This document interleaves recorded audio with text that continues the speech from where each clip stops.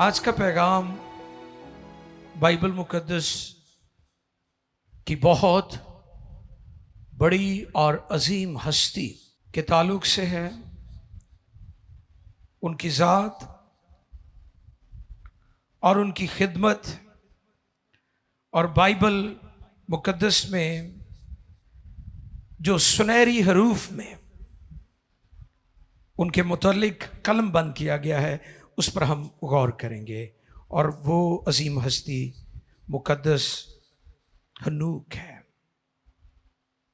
और आज का पैगाम जिसका टॉपिक है हनूक की जिंदगी के दो अहम पहलू। नंबर एक, वो खुदा के साथ साथ चलता रहा, और नंबर दो, वो आसमान पर उठा लिया गया। इन दो बातों ने मुकद्दस हनूक को बाइबल मुकद्दस की अजीम हस्तियों की जो लिस्ट है उसमें शुमार किया है। यूं तो मुकद्दस हनूक के बारे में बाइबल में बहुत ज्यादा नहीं लिखा गया, लेकिन ये दो बातें मुकद्दस हनूक की जिंदगी, शख्सियत और हस्ती के मुतल्लिक जो है ये बड़ी हैरान कुन है। आओ देखें पाक कलाम में से पैदाइश की किताब द बुक ऑफ जेनेसिस 5वां बाब चैप्टर 5 22वें वर्सेस 22 to 24। आओ देखें 22वीं आयत मुकद्दसा से लेकर 24वीं आयत मुकद्दसा तक हम पाक कलाम में से देखेंगे। खुदा के कलाम मुकद्दस में यूं रकम है, और हनोक 65 वर्ष का था जी जब उससे मतुसला पैदा हुआ जी। और मतुसला की पैदाइश के बाद हाँ जी, हनोक 300 वर्ष तक खुदा के साथ साथ चलता रहा और उससे बेटे और बेटियां पैदा हुई और हनोक की कुल उम्र 365 वर्ष की हुई। 365 वर्ष की हुई। और हनोक खुदा के साथ चलता रहा और वो गायब हो गया क्योंकि खुदा ने उसे उठा लिया। मुकद्दस कलाम के पढ़े, सुने, समझे और कबूल किए जाने पर खुदा उनकी बरकत। सब कहें आमीन। हनूक की जिंदगी के दो अहम पहलू, वो खुदा के साथ साथ चलता रहा और आसमान पर उठा लिया गया। खुदा के साथ चलना किसी बड़ी डिग्री से भी बढ़कर है। हालेलुया। डिग्रियों के लिए हम खुदा का शुक्र करते हैं। अगर आप पढ़े लिखे हैं, दुनवी एजुकेशन में बहुत आप आगे निकल गए, ये बहुत खूबसूरत बात है और ये होनी भी चाहिए। लेकिन उससे भी बढ़कर कि आप खुदा के साथ चलते हैं, वॉकिंग विद गॉड, जर्नी, खुदा के साथ आपका सफर, खुदा में जिंदगी, खुदा परस्त जिंदगी, खुदा का खौफ रखने वाली जिंदगी, खुदा की ताबे फरमानी करने वाली जिंदगी, ये डिग्री से कहीं बढ़कर है। जैसे मैंने शुरू में ये बात कही कि बाइबल मुकद्दस हनूक की जिंदगी के मुतालिक बहुत कुछ नहीं हमें बताती। उसने कलाम सुनाया होगा, तौबा की मुनादी की होगी, लोगों को खुदा के पास लेकर आया होगा, यकीनन ऐसा हुआ होगा, लेकिन बाइबल में इसके मुतालिक बहुत ज़्यादा नहीं मिलता हमें। उसके वसीला से शिफाओं का काम हुआ होगा,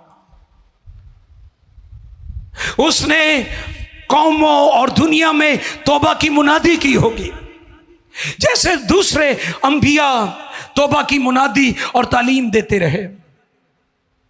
उसी तरह से हनूक भी खुदा का पैगाम लोगों को देता होगा। और आप इमेजिन करें कि 3.5 सदियों से भी ज्यादा उसने जिंदगी इस रुए जमीन पर गुजारी, लेकिन 2 बातें उसकी शख्सियत को बाइबल मुकद्दस के हीरोज और बाइबल मुकद्दस की अजीम हस्तियां, जिनकी एक लिस्ट आगे चलकर हम देखेंगे, उस लिस्ट में वो शुमार हो गया क्योंकि वो खुदा के साथ साथ चलता था। इसलिए मैं फिर इस बात को रिपीट करता हूं, खुदा के साथ चलना किसी बड़ी डिग्री से भी बढ़कर है। हनूक अब्रानी नाम है। इतने बैठा कोई हनूक हैगा? हनूक ना है इतने किसी का कि नहीं? हैरान ना हो जो हैगा तो दसो, रखिया करो बच्चों के नाम। है भी तुसी राग एमन है जी, एमन है, हाँ जी, राग भागेश्वरी, रागां दे नाम ते न्याणियां दे नाम तुसी रखे हुए ने। ये तो देवता देवतानियों के नाम है। हनूक इब्रानी नाम है, इसका मतलब है डेडिकेटेड, वक्फ शुदा, यानी ऐसा शख्स जिसने अपने आप को वक्फ कर दिया है। हनूक खुदा के लिए वक्फ हो चुका था। ये वही मानों में आता है जैसे शादी के वक्त, निकाह के वक्त मियां बीवी एक दूसरे को अपने आप को वक्फ कर देते हैं कि हुण मैं तेरी ते तू मेरा, वक्फ कर देते हैं और सारी जिंदगी एक दूसरे के वफादार रहते हैं। आगे चलकर हम एक जोड़े के बारे में सीखेंगे। एक और बात चलते चलते, उसके बेटे का नाम मतूसला था और इंसानी तारीख के अंदर दुनिया में सबसे लंबी उम्र पाने वाला इसी मुकद्दस हस्ती का बेटा था। उसका नाम मतूसला है और उसकी उम्र 969 वर्ष हुई है।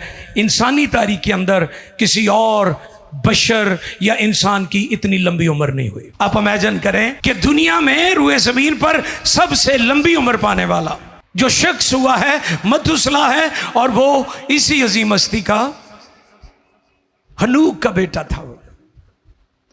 इसके और भी बेटे बेटियां हुई थी, लेकिन उनका नाम जिक्र नहीं है यहां पर, हमें उसका तज़किरा नहीं मिलता। लेकिन मतूसला के बारे में वाज़े तौर पर कलमबंद है कि मतूसला, जिसकी उम्र 969 वर्ष हुई थी और वो इंसानी तारीख में सबसे लंबी उम्र पाने वाला शख्स हुआ है, वो मुकद्दस हनूक का बेटा था। और हनूक मुकद्दस नूह का परदादा भी था। नूह दा तो पता है सारे, तूफान नूह का भी सब जानते हैं। हनूक की ज़िंदगी की तफसील बहुत ज़्यादा नहीं लिखा, मगर ख़ास बात, जैसे मैंने 2 नुकात 2 पॉइंट्स आपकी खिदमत में रखे हैं। कौन कौन से? हनूक खुदा के साथ साथ चलता रहा और आसमान पर उठा लिया गया। और जब हम इब्रानियों 11वें बाब में देखें तो वहां पर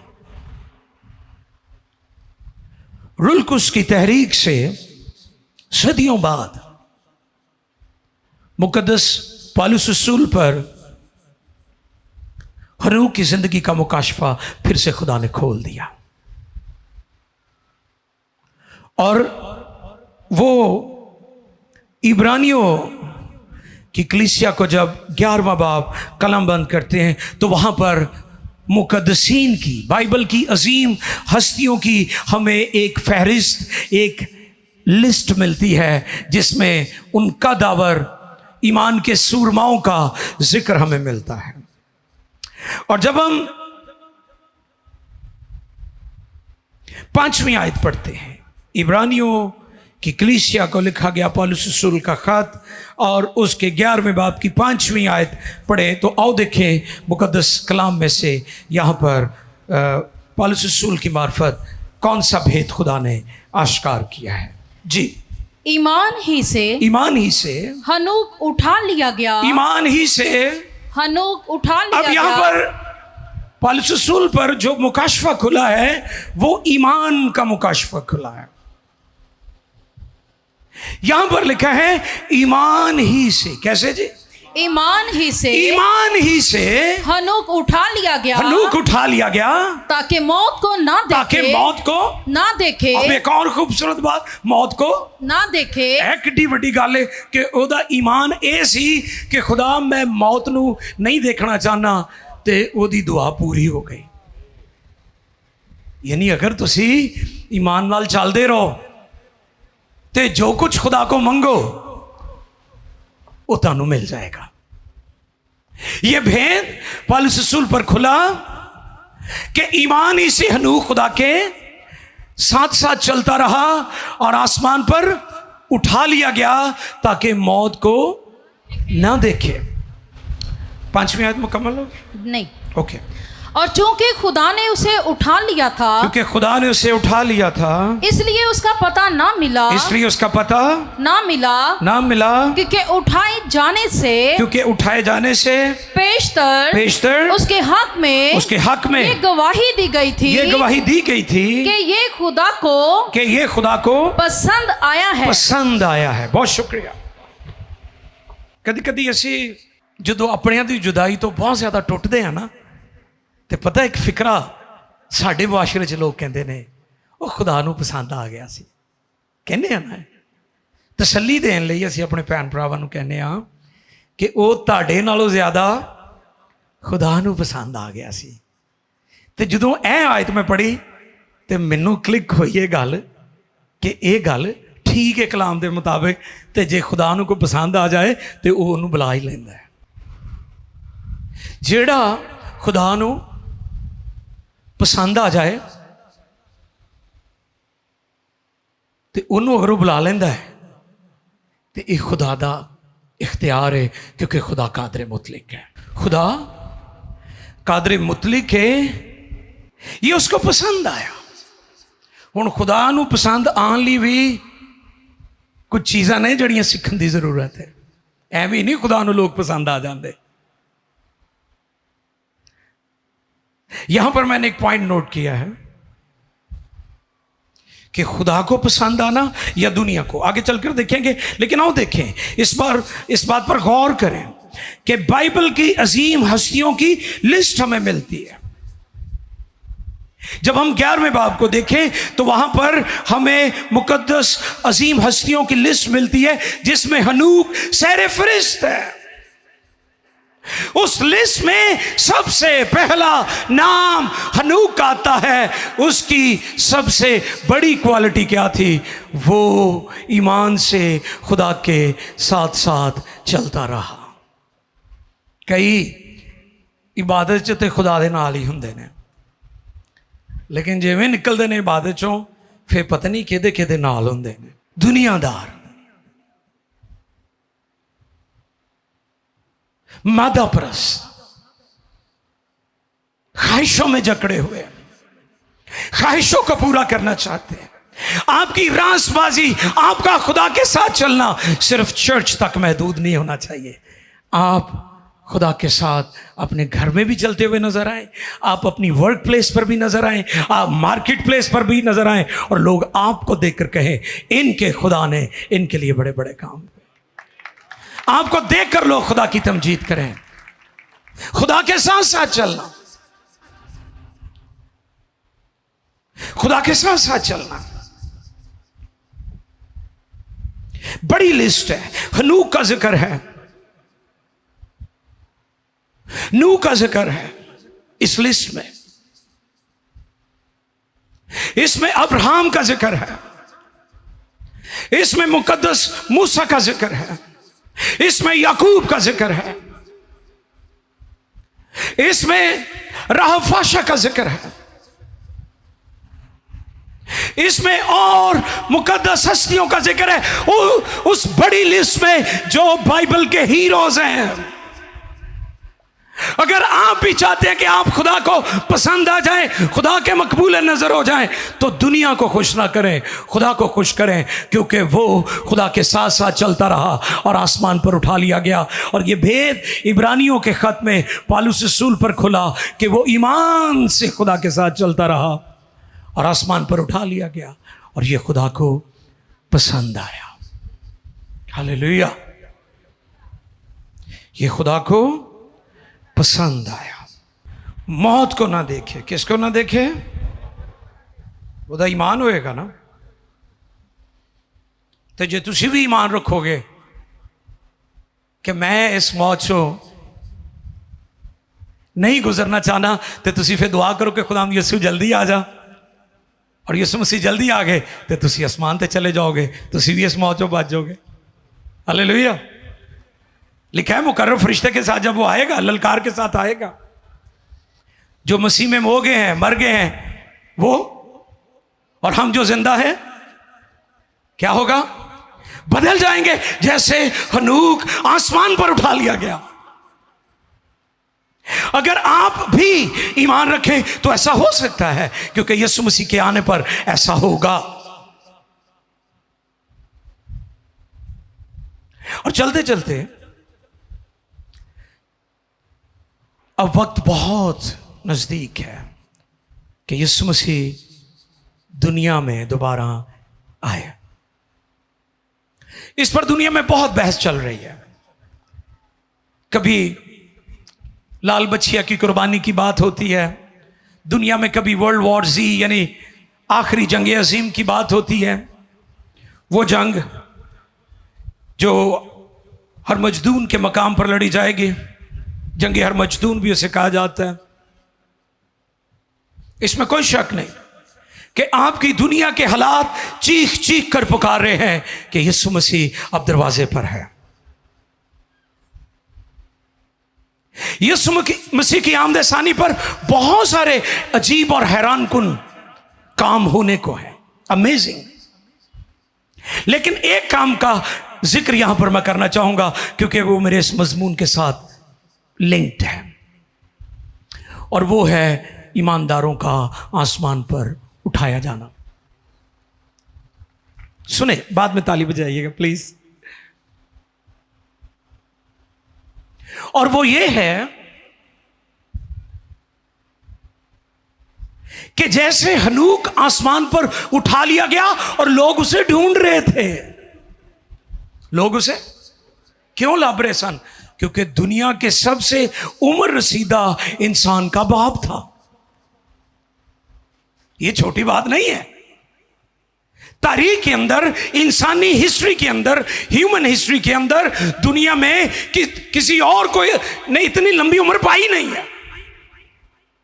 ये उसका बाप था। लोग उसे ढूंढते होंगे। इसी तरह जब यीशु मसीह आएगा तो लिखा है, दो औरतें चक्की पीसती होंगी, एक ले ली जाएगी और एक, दो आदमी खेत में काम करते होंगे, एक ले लिया जाएगा और दूसरा छोड़ दिया जाएगा। यानी गुमशुदगी, मिसिंग पर्सन। अक्सर हम देखते हैं हमारे मुल्क में भी अक्सर वो मिसिंग पर्सन्स का जिक्र आता है कि जी वो मिल नहीं रहे, बंदे गायब हो गए।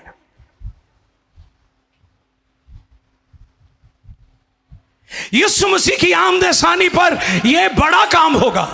कई लोग यीशु की आमद-ए-सानी को एक आम सा वाकया समझते। No no no no no no, ये दुनिया और लिखा है आसमान और जमीन की कुव्वतें हिलाई जाएंगे। उसमें एक ऐसा इवेंट होने को है, वो है रैप्चर, जिसे हम कहते हैं उठाया जाना, आसमान पर चले जाना। जैसे हनूक आसमान पर चला गया, इसी तरह वो लोग जिनका हनूक की तरह ईमान है कि वो मौत का ना देखें, वो गायब होना शुरू हो जाएंगे दुनिया में से। आप हैरान होंगे कि राती जो सुते हैं चंगी भली कुंडी लाई सी ते अद्धे घर वाले कमरे च नहीं है, किथे चले गए ने? कुंडी के अंदरों लगी हुई सी। ड्राइवर बस चला रहा है, पायलट जहाज चला रहा है, आप मोटरसाइकिल चला रहे हैं, वो जो चलाने वाला है वो गायब हो गया, पीछे वाला हैरान हो गया। ये काम होगा, लोग हैरान हो जाएंगे। अच्छा, लोगों ने खुश भी होना है कि चंगा दुआलियां तो जान छुट्टी। दुआले लोग किदों लोगों को पसंद ने, लेकिन उन्होंने ये नहीं पता कि मुसीबत और अजाब का वही वक्त होना है। फिर लोगों ने कहना टीलो सानू छुपा लो, लेकिन चर्च कलीसिया जिसकी आखिरी और जलाली उम्मीद है आसमान, फिरदौस, खुदा की बादशाही, खुदा के साथ रहना, उनको ये एजाज़ इस्तेकाक मिल जाएगा कि वो इस दुख और गुनाह भरी दुनिया से आज़ाद हो जाएंगे और आसमान पर खुदा के साथ शामिल हो जाएंगे। इसलिए चर्च कलीसिया, मुकद्दसीन, पाक लोग, यीशु के लहू से धुले हुए लोग जो आज इस दुनिया में दुख उठा रहे हैं, उनका आसमान पर जलाली और ताबनाक मुस्तकबिल है। वो वक्त बहुत जल्द आने को है, करीब है कि चर्च हर तरह के दुखों से निजात पाने वाला है। दुनिया तो खुश होगी कि जान छूट गई इबादत करने वालों से, लेकिन खुदा को ये पसंद आया। हालेलुया। दुआ करने वाले दुनिया नूं तो नहीं के पसंद, खुदा नूं पसंद ही नहीं। हालेलुया। दुनिया के लोगों को खुदा की नज़दीकी वाले लोग अच्छे नहीं लगते। सबसे ज्यादा मुखालफत रूहानी लोगों की होती है। इब्लीस सबसे ज्यादा रिकावट जो रूहानी खादम है उनकी खिदमत में डालता है। बाकियां तो जिन्ना तो उन्होंने खतरा नहीं ना, वो परवाह ही कोई नहीं करता, छेड़ता भी नहीं उन्होंने। वो कहता कोई गल नहीं, ये होम्योपैथिक ही ने, ना फायदा ते ना नुकसान, मिठियां गोलियां। एस्टर भी कभी कभी खाती थी तो फैनी नाल वैसे ही पैकेज ही खा लेंदा से, ना फायदा ते ना नुकसान। इब्लीस हमेशा रुकावटें डालता है रूहानी लोगों की जिंदगी में। इब्लीस को तकलीफ होती है जो रूह और आग से भरे हुए खादम है उनसे। दुनिया तो उन्हें ना पसंद करती है, लेकिन खुदा उनको पसंद करता है। इसलिए लिखा है खुदा को पसंद आया। हालेलुया। पौलुस रसूल ने यह भेद खोला कि खुदा को पसंद आया। क्या पसंद आया? कि हनूक को अपने पास बुला ले, क्योंकि वो खुदा के साथ साथ चलता रहा और आसमान पर उठा लिया गया। और फिर अगली बात, छठी आयत पढ़ेंगे, छठी आयत।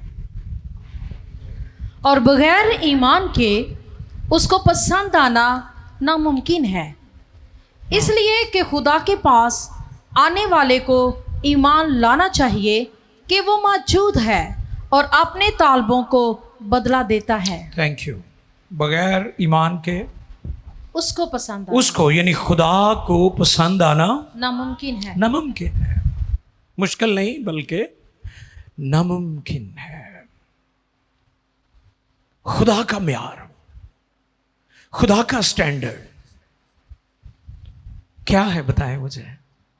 हदिये, नजराने, कुर्बानियां, बकरे छतरे, सोना चांदी, इन सब की अपनी हैसियत है, लेकिन खुदा का स्टैंडर्ड ये नहीं है। खुदा का स्टैंडर्ड एक ही स्टैंडर्ड है और वो ईमान है। Faith alone in Christ alone. Main चीज जो खुदा को भाती और अच्छी लगती है वो ईमान है।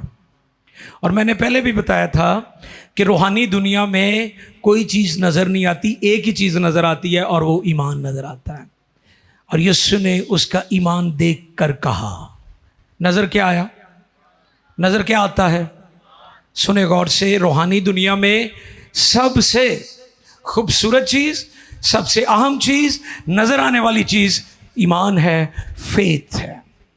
आप दुनिया को पसंद आए या ना आए, मगर खुदा को पसंद आ जाते हैं, क्योंकि जो ईमान रखता है खुदा उसे पसंद करता है।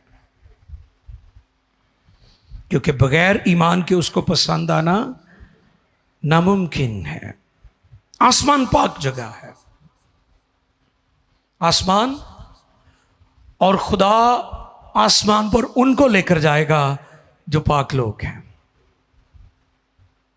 आसमान पाक लोगों की जगह है। और अगर आप जमीन पर खुदा के साथ हैं तो आसमान पर भी खुदा के साथ होंगे। आप इस धोखे से बाहर आ जाएं कि जमीन ते तुसी खुदा ना चले नहीं ते उत्ते तानू जगह किवें मिल जानी है। कहंदे है ना कई कि भाई साहब असीं भी तुहाडा लड़ फड़ के ते नांगे जावांगे।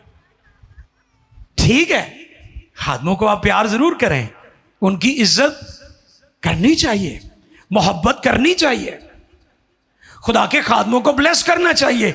लेकिन कोई खादिम, कोई और नाम या कोई और हस्ती आपके लिए आसमान का पासवर्ड या आसमान पर ले जाने की चाबी का काम नहीं करती। आसमान पर जो पासवर्ड है, जो चाबी है, जो की है, वो यीशु है। जो रास्ता है, जो दरवाजा है, वो यीशु है। और उसके लिए आपके पास जो चीज होनी चाहिए वो ईमान है, फेथ। और बगैर ईमान के उसको पसंद आना नामुमकिन है। हनूक क्योंकि खुदा के साथ चलता था, ईमान से चलता रहा, आसमान पर उठा लिया गया, खुदा को पसंद आया। क्यों खुदा को पसंद आया? क्योंकि वो ईमान रखता था। एक और जोड़े का जिक्र मैंने किया था, वो मुकद्दस जोड़ा जकरिया और अलिशबा का जोड़ा है। लूका पहले बाब की 6 आयत, मुकद्दस कलाम में से लूका तबीब की मार्फत इंजीली बयान। और वो दोनों खुदा के हजूर जी रास्तबाज और खुदावंद के सब अहकामों कवानीन पर जी बेऐब चलने वाले थे। वाह! वो दोनों खुदा के हजूर रास्तबाज और खुदावंद के सब अहकाम और कवानीन पर बेऐब चलने वाले थे। कितनी बड़ी स्टेटमेंट है। हनूक खुदा के साथ साथ, और ये जोड़ा अब बूढ़ा हो चुका है और हैकल में कहानत की खिदमत है इनकी, प्रीस्टहुड। कभी कभी खुदा के लोगों को बहुत लोग तंज करते हैं, इन्होंने भी करते होने कि यार करते तुसी हैकल च खिदमत हो ते औलाद ताड़ी है ही नहीं है। गल्लां लोग करते ने, इनको भी करते होंगे, लेकिन ये लोगों की बातों पर ध्यान नहीं देते थे, ये अपने बुलावे पर ध्यान देते थे। खुदा के साथ साथ चलते थे, बेऐब थे, खुदा के कवानीन व अहकाम पर चलते थे। पहली बात रास्तबाज थे, दूसरी बात खुदा के कवानीन पर चलते थे, बेऐब थे। लेकिन खुदा ने फिर इनको बरकत दी, और जो खुदा का इंतजार करते हैं, सब्र से चलते हैं, बर्दाश्त करते हैं, हालात आंधियों तूफानों का मुकाबला करते हैं, खुदा उनको हमेशा बेस्ट देता है।